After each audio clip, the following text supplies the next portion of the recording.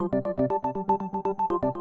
on-demand car service known as Uber has slashed prices across the country, a move that some analysts believe could turn the transportation market on its head.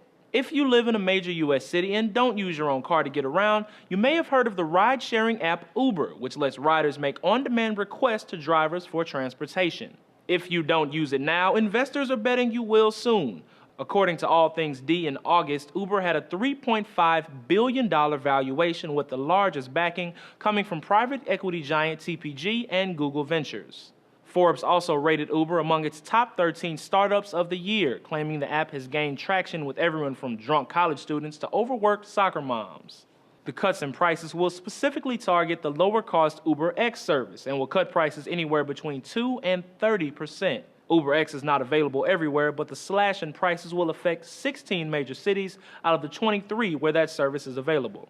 With this cut in pricing, many tech writers say more people will be opting out of traditional taxis. VentureBeat writes, in general, Uber provides a valuable service that is much more reliable, dependable, and accountable than San Francisco's third-world cab system. TechCrunch adds, for a business that operates on low margins already, that's a pretty dramatic reduction, and it will put a whole lot of pressure on the competition. Oh, and speaking of the competition, it's not going quietly. Lyft, the other on-demand ride-sharing app, has a response to Uber's new price cuts. Writing in a statement, Uber prices will still be higher. It's classic bait and switch, and consumers see through that. And various taxi commissions attempted to impose substantial regulations on the new app in some major cities earlier in the year, including DC and New York.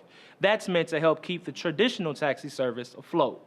We're charged with assuring a economically viable taxi cab industry. We can't make decisions that allow one element in the industry to upend all the other elements. Despite potential new regulations across the country with various taxi commissions, Uber has been able to not only operate, but thrive.